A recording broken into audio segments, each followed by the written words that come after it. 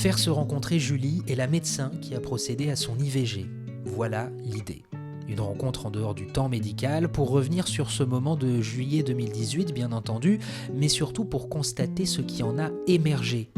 Qu'est-ce qui reste de tout ça plusieurs années après ? Est-ce qu'on a appris des choses sur soi ou sur les autres ? Et puis en tant que médecin, est-ce que les pratiques ont évolué ? Comment est-ce qu'on progresse en tant que professionnel de santé ? Épisode 4, la fin, c'est le début.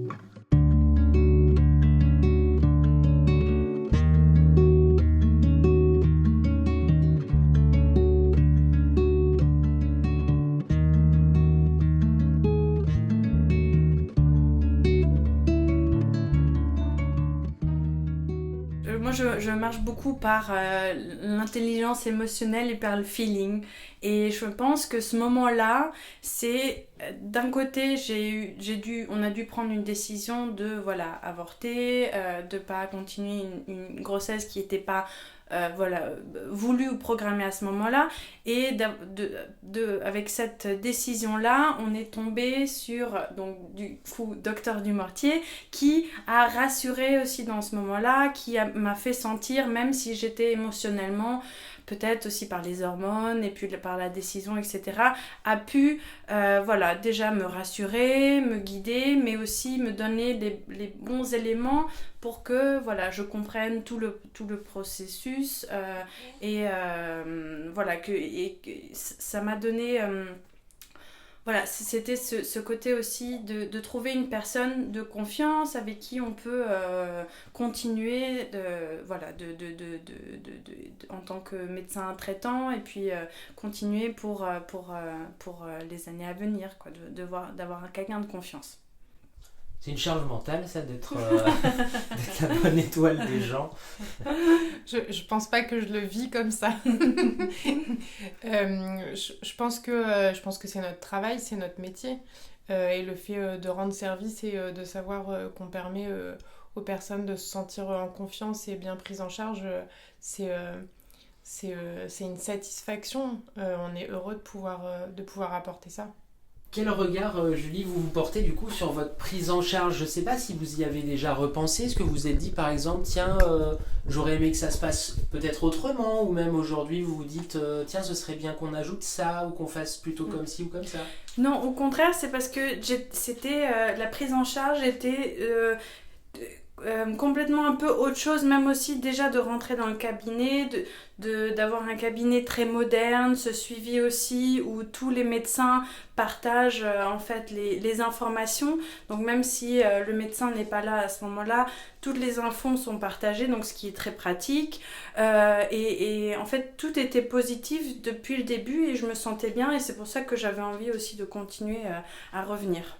Quand on est praticienne, est-ce qu'on auto-analyse ce qu'on fait ? Est-ce que parfois on essaie de prendre du recul, de se dire tiens, ok, là j'aurais peut-être pu faire différemment ou pas, en sachant que là on est aussi sur des consultations qui sont assez codifiées, il y a quand même un process très clair déjà.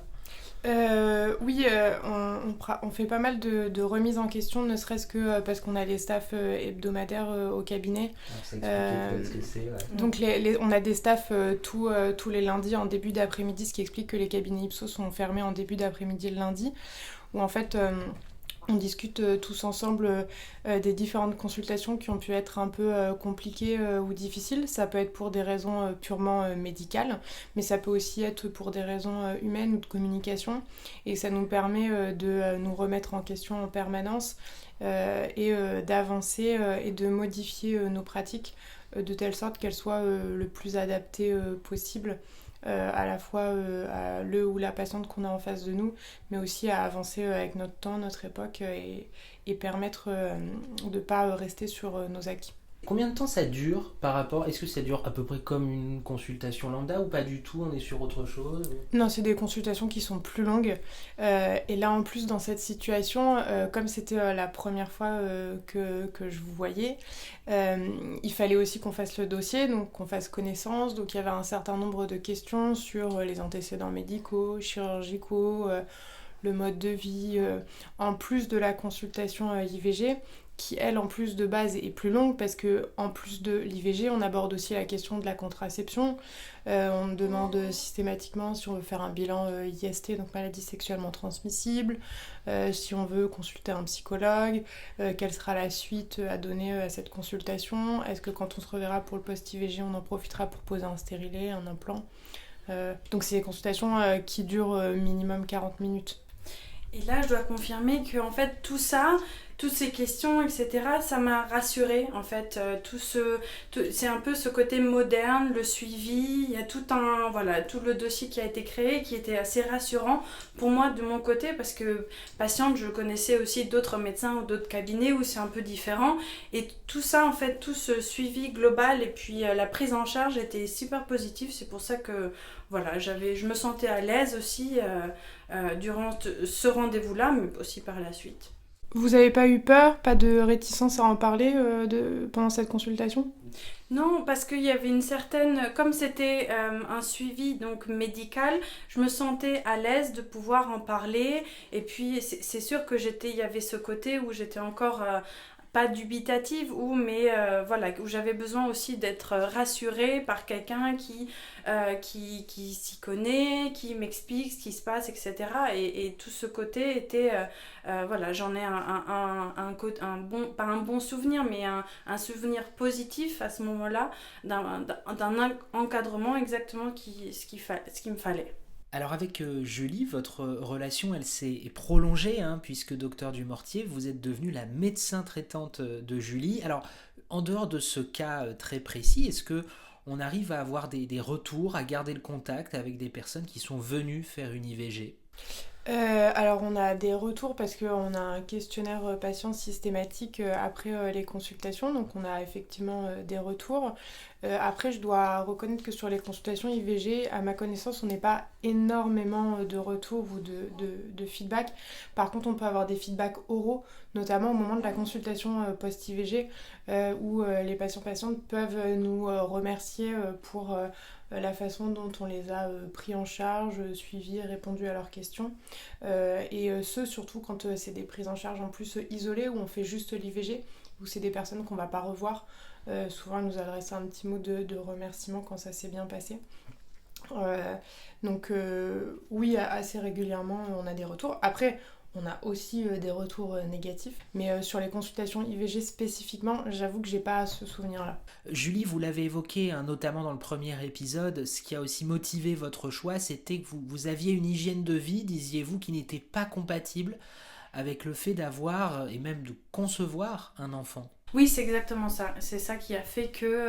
Et puis aussi qu'on n'était peut-être pas prêts, parce que c'était un moment où on était encore exactement jeune, mais on venait aussi de se rencontrer juste un an et demi, tout juste d'aménager ensemble, et c'était pas le bon moment.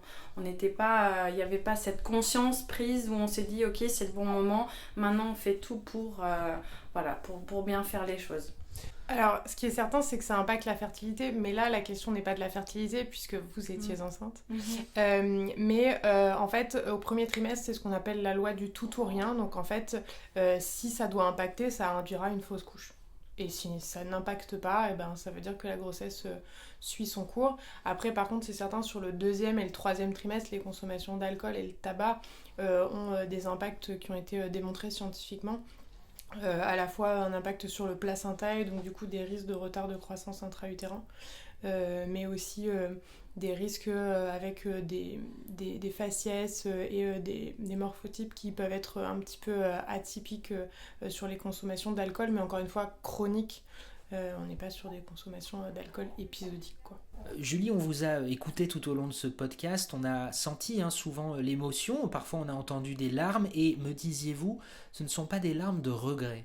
Oui, en fait, maintenant avec le recul, je sais que c'était une bonne décision, mais à l'époque, c'est vrai que j'avais un doute, parce que d'un côté, j'étais quand même contente d'être tombée enceinte, et pour moi, la question d'IVG n'était pas 100% direct dès le début. Pour moi, c'était, je sais qu'à un moment donné, je vais avoir des enfants, mais avec le bon cadre, voilà. Et puis être aussi consciente de se dire, ok, maintenant on est prêt d'accueillir un enfant dans le foyer, même aussi au niveau financier, même aussi voilà, l'appartement, tout ça faisait un tout. Et maintenant, avec le recul, c'était je regrette pas parce que à cette époque-là, c'était la bonne décision. Parce que aussi, avec Yannick, on a pu encore voyager, profiter encore un petit peu, puis arrêter de fumer, arrêter d'avoir ce mode de vie un petit peu, voilà, comme des jeunes un petit peu insouciants, et plus être avec une conscience, ok, maintenant on veut accueillir un enfant, et puis on a fait une bonne chose parce que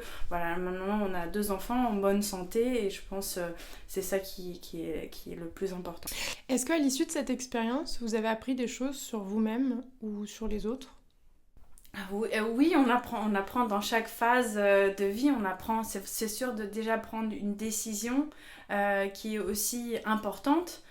Déjà là, je trouve qu'on grandit, et puis il y a une maturité qui arrive, et puis aussi directement après, on a pris la décision de se dire, ok, c'est un bon moment d'avoir des enfants, mais aussi on apprend parce qu'il y a l'échange avec d'autres personnes, il y a, oui, je trouve qu'il y a une certaine maturité qu'on acquis à ce moment-là. Où on a commencé aussi à réfléchir, peut-être c'est un moment où on s'arrête et on se dit, dans la vie il faut prendre des décisions, et puis on va voir quel chemin, ou prendre des décisions, voilà, de faire un bon chemin, ou de prendre une décision qui aura des conséquences ou non à ce moment-là, donc oui, c'est sûr. Et quand on est patient, docteur Dumortier, on a besoin souvent de se sentir écouté, et en tant que praticienne, vous pratiquez ce qu'on appelle l'écoute active. Est-ce que vous pourriez en quelques mots nous expliquer ce que c'est ? Alors, l'écoute active, moi j'avoue que j'ai quand même pas mal de chance parce qu'on a commencé à me parler d'écoute active en P1, donc en première année de médecine. Donc on avait des cours de sciences humaines et sociales, et pendant 2 ans, puisque j'ai fait 2 fois ma première année, j'ai eu des cours d'écoute active. Alors c'est des cours en amphithéâtre, hein, donc on n'est pas non plus en TP, donc c'est pas hyper dynamique, mais ça donne déjà une première idée de ce que c'est, avec des lectures de bouquins obligatoires. Ensuite, quand on est interne, pareil, j'ai eu des cours de communication, donc où on a notamment abordé l'écoute active, et cette fois-ci, on avait des salles qui étaient aménagées, où en fait on faisait des mises en situation, on était observés par nos collègues, et après on discutait de la situation tous ensemble. Et ensuite ici, il se trouve qu'à IPSO, on a aussi pareil des formations qui sont proposées, avec notamment une formation d'écoute active qui est vraiment super, pareil, avec des mises en situation. Et donc pour la faire courte, l'écoute active, c'est plein de façons à la fois de parler et d'écouter, et de montrer qu'en fait, à la fois par notre communication verbale, mais aussi et surtout non verbale, on est dans l'écoute dynamique et pas une écoute passive. Donc vraiment qu'on écoute à fond ce qui est en train d'être dit, pour pouvoir ensuite induire une modification de comportement de notre part pour la suite de la consultation. Et là, je dois dire, c'est le petit plus qui fait que... aussi du fait que Dr Dumortier, déjà, il y a un bon feeling, mais je pense que ça, c'est le petit plus qui m'a fait voilà, me sentir à l'aise, me sentir bien, et l'envie de revenir. Voilà, donc parce que c'est une prise en charge beaucoup plus moderne que ce qu'on peut connaître d'avant, ou d'autres médecins qui écoutent pas peut-être, ou voilà, qui regardent que ce qui va pas, et puis qui sont pressés par le temps, qui ont pas voilà, c'est le petit plus, je dirais, franchement, ça se voit et ça se ressent. Alors avec vous deux, on a entrepris pour ce podcast une sorte d'archéologie, une plongée dans vos mémoires plusieurs années après. Que retenez-vous l'une et l'autre de tout ça ? Alors, donc oui, que c'était une période assez complexe et tumultueuse quand même à ce moment-là, mais que la prise de décision était bien, qui fait que j'ai pu rencontrer un médecin qui nous suit maintenant, à nous et toute la famille. Et ce que je retiens, c'est que, en tout cas, que je suis contente que l'IVG soit accessible à tout le monde, que cette forme de liberté soit possible. Voilà, donc c'est très important parce que même si on n'y pense pas dans un jeune âge où on n'a pas à faire, si le jour J ou si ça nous arrive, qu'on soit, voilà, qu'on ait cette possibilité de pouvoir choisir ou non, parce que c'est quand même, il faut dire, avoir un enfant et poursuivre la grossesse et voilà, c'est quand même une grosse décision à prendre et il faut quand même en être conscient. Donc c'est bien de pouvoir avoir cette liberté et l'accès, puis aussi d'avoir tout ce suivi, la prise en charge positive qu'il faut tout autour de ça. Moi, ce que je trouve hyper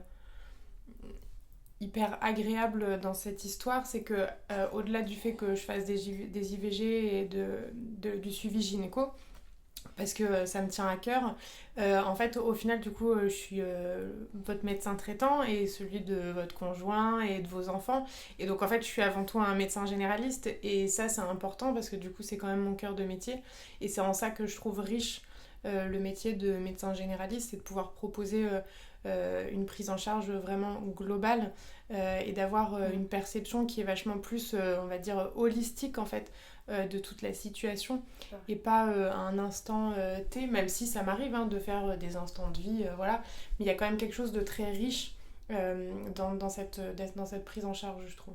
Très clairement, je pense qu'on devient le médecin de nos patients et que c'est eux qui nous font devenir le médecin qu'on est à un instant T. Et je pense qu'on grandit avec nos patients. Mais c'est vrai que peut-être si j'étais tombée sur quelqu'un d'autre, ou ce suivi ou la prise en charge n'aurait pas été aussi bien, peut-être je l'aurais différemment vécu. Et c'est vrai qu'on parle beaucoup de feeling, mais c'est vrai que quand on est sur une même longueur d'onde, voilà, c'est vrai que c'est plus agréable et plus positif à vivre. Voilà. Oui, je rebondis. Je pense que c'est important de garder à l'esprit que l'IVG doit être vécu comme un instant T et pas en fait comme un événement ou quelque chose, une grande histoire ou un truc vraiment qui prend trop de place à la fois sur le plan physique et sur le plan psychique, et que la vie continue et que ça n'est qu'un instant de vie.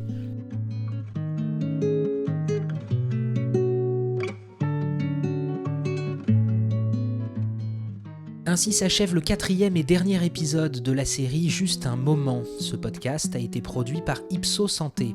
Ipsos, c'est un collectif de médecins, infirmiers, infirmières, sages-femmes et d'autres personnes non soignantes qui portent ensemble un réseau de cabinets médicaux inclusifs et bienveillants. La musique originale est signée d'un autre membre d'Ipsos Santé, Kevin Hems.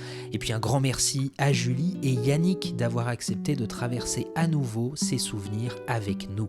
Si vous avez apprécié cette série, parlez-en autour de vous. Nous l'avons écrite et pensée comme un outil pédagogique à destination de toutes celles et tous ceux qui se posent des questions sur l'IVG ou pourraient y être confrontés.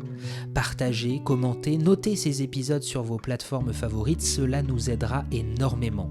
Et puis, si vous avez des suggestions, des idées de prochaines séries, n'hésitez pas, écrivez-nous. À très bientôt.